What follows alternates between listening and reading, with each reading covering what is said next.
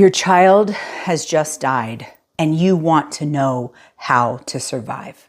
Survive is the key word. I want you to internalize that as like the mechanism in which you will fight. The adrenaline, the things that are going on in your mind in these first 6 months don't even make sense. And honestly, I just want you to focus on that one word, survive. I want you to constantly say to yourself, I can survive. I will survive. I will not give up. You will also give yourself grace, but again, I will survive. Say it. That's all I want you to focus on. Not a lot of therapeutic growth happens in the first 6 months. Unfortunately, I know too well the confusion and the pain of losing a child. And I can tell you in the first 6 months is a blur. My name's Cristi Bundukamara. I'm a psychiatric nurse practitioner, grief expert, because I have lost 3 children. And I'm going to tell you my story not to put my trauma on you, but to show you that you can survive. Say it. You will survive. You will never give up. You may need to say that to yourself over and over and over again. My first experience with intense grief was when my adopted son, Johnny, died in a drowning accident.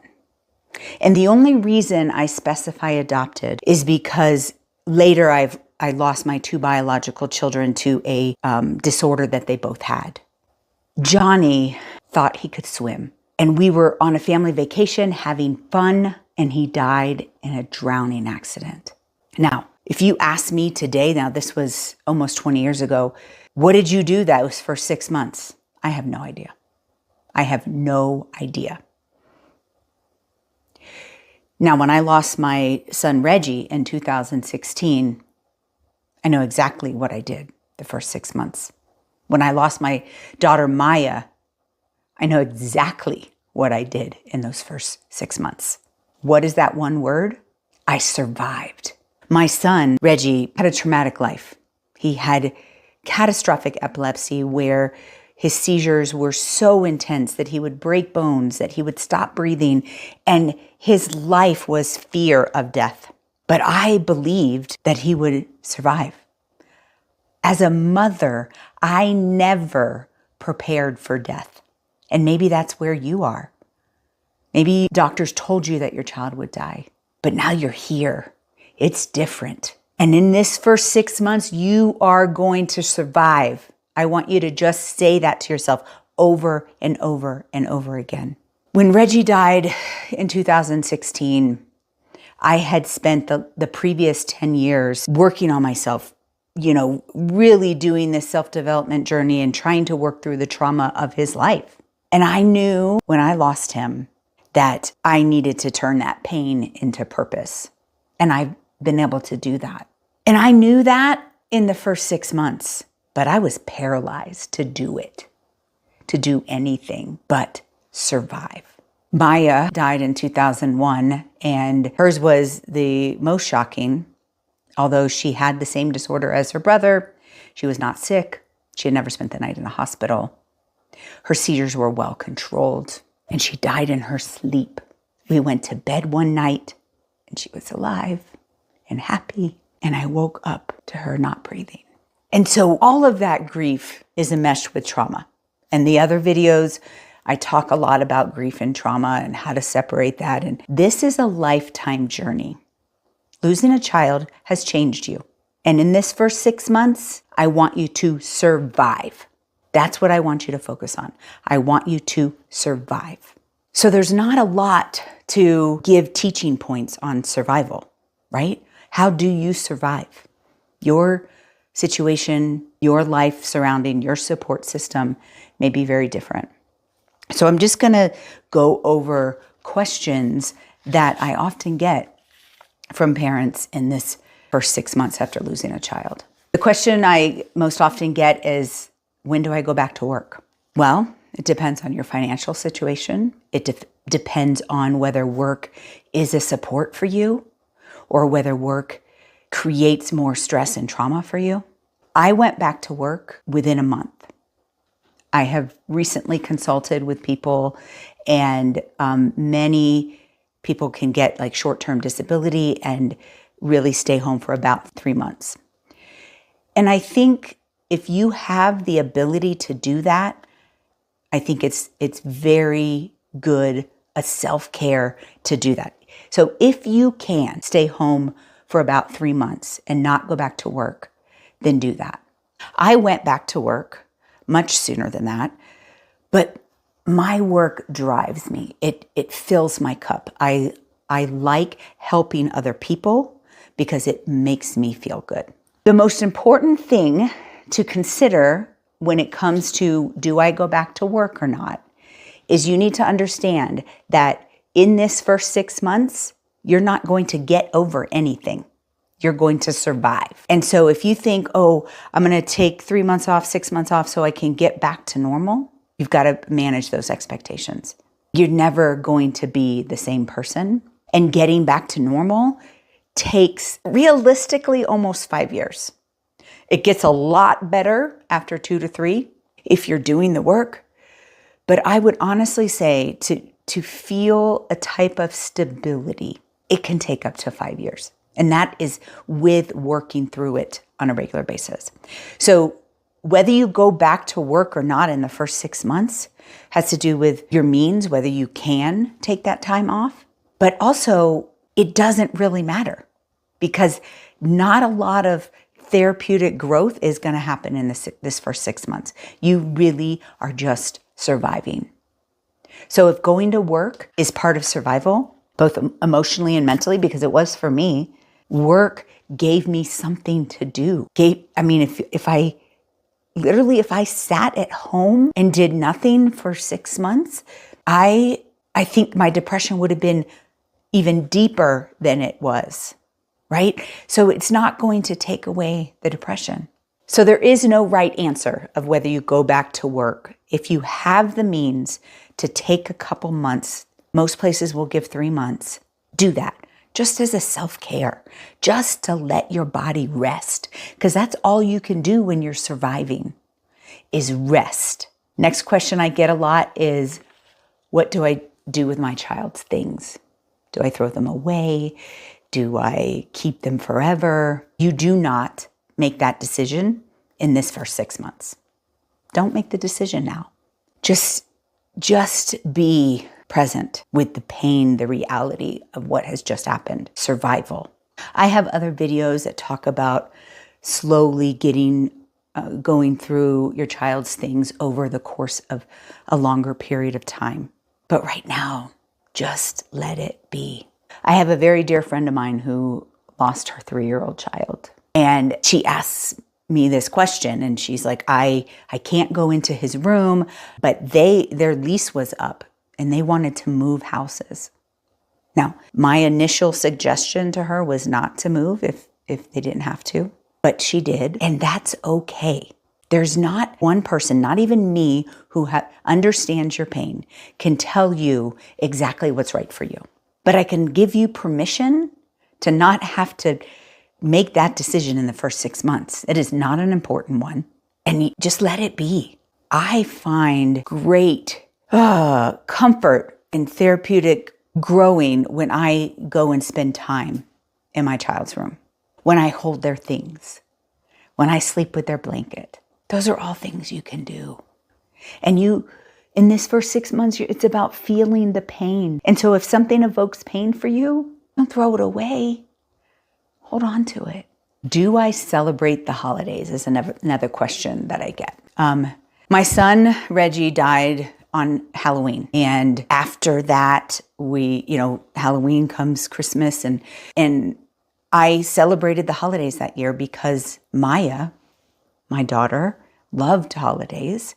And it was important for me to make that holiday special for her. I wasn't doing it for me because I had no desire to celebrate the holiday, but I was doing it for Maya. Maya died 5 years later on December 14th. I don't know what happened that Christmas, but I know that I still have a wrapped present with her name on it that I still put under the tree. And we are coming up on the 3-year anniversary of Maya's death, and I have put up my Christmas tree for the first time. So again, this is a very personal question, but you have permission to not celebrate the holidays. But you might choose to. If you have other children, especially smaller children, and you want to have them experience Christmas or whatever holiday, then that is your choice. But I do challenge you. And this, when I challenge you, I'm also challenging myself, or I've challenged myself to not give up on that holiday forever. Like I said, it's been 3 years since Maya's death, and I am going to celebrate Christmas this year in a big, big way. Last year, the year she died, I didn't celebrate. Then I completely ran away. And then this year, I'm, doing a big party on the 14th, which is the anniversary of her death, and doing a big family Christmas Eve and getting lots of gifts for my grandkids and my nieces and nephews. And I'm trying to muster the holiday spirit of love and giving. But for 6 months, you don't have to do anything. Another question I often get is, do I seek professional counseling? There's a hard line that I always say. If you are thinking about hurting yourself, seek professional help. That is a solid line for me. For others, it's like, what would we talk about? How would it be helpful? I can tell you, I am a mental health professional, and I've gone to mental health professionals, and they have said to me, I don't know how you're still standing. And I'm like, I don't know how you can help me. So there could be a bad experience, especially in that first 6 months, right? So I don't know that it's helpful in the first 6 months to go to professional counseling. But getting people to talk about grief groups, I did not want to be in grief groups. I did not want to be around other parents who have lost a child. But many people find comfort in that. But if you find a group, I want you to find a group that believes you can survive, that this is the most horrible thing that has happened to you, but you will survive and you will find joy and happiness again. I have a free Facebook group. We have a grief intensive that creates a community of people who are really finding their purpose after their pain. Here's a tricky question. Do I take medication? I went to my doctor. They gave me medication. Some medication, yes. Some medication I would actually advise against. And you can share with your doctor why I'm advising against certain medications. Let's start with what you should take, or that it's okay to take, right? Antidepressants. You go to your primary care doctor or a psychiatrist. What has happened? You are depressed, and they prescribe you an antidepressant. Make sure you know what you're taking, right? An antidepressant. That is going to help, right? What happens in traumatic grief, losing a child is definitely traumatic grief. The stress definitely decreases neurotransmission, and antidepressants just increase that neurotransmission and possibly help you survive, right? That's what we're doing. We're surviving, help you survive. So antidepressants, minimal risk of side effects and potentially very helpful. Sleeping medications. Sleeping medications need to be taken with caution and need to be identified as habit-forming versus non-habit-forming, benzodiazepines versus non-benzodiazepines. Personally, I took clonidine for a couple years after Maya's passing because I would wake up in the middle of the night in a night terror, believing it was all happening again. And so I needed a medication to stop that response. So that response is from your adrenals.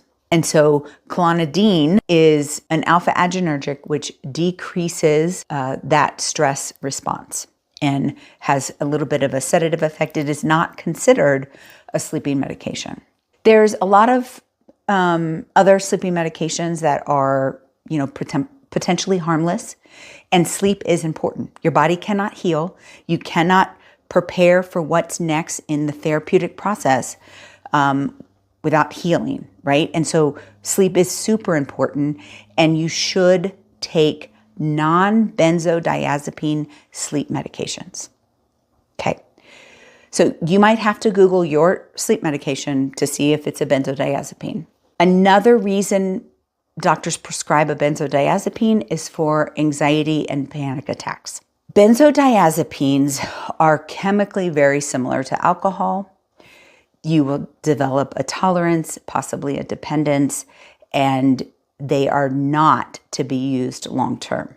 So you go to your doctor and they think, okay, this is short term for 6 months. She's just lost her child. Here's some Xanax or Ativan or Valium to help you. And if you are in a panic and it is take that pill or go to the hospital or die, then you take that pill. But I need you to understand that those medications, anything in the benzodiazepine class, are potentially creating a maladaptive coping, right? And so they're not allowing your body to prepare for the next process of therapeutic growth. So talk to your doctor about what I'm saying. Benzodiazepines should only be used if you feel like you're going to die, if you're actually in a full-blown panic, but not to go to sleep, not to get through each day. And I know it's about survival in this first 6 months, but that is one medication that, yes, it will help you survive the first 6 months, but it might create a bigger problem moving forward, like an addiction problem. So the last thing I want to talk about is what not to do. And what not to do is, get into an addictive pattern, right? And people do this with alcohol and cannabis and, maybe other drugs, but alcohol and cannabis are the most common that I feel like in that first 6 months that you just don't know what else to do, and it allows you to numb the pain. I'm not saying don't use them. I'm saying be very, very mindful. So for example, I gave myself a little rule. I enjoy wine. I feel better after I have a glass of wine. And I knew that this could be bad because the pain was so bad. I made a rule for myself and I said, I will not drink alone. So if I'm sitting with friends, I can have a few drinks and allow myself to relax. But I didn't drink alone because, as you know, especially in this survival mode, when you're alone, it is bad. The pain is bad. And so don't create another problem to cover up the pain.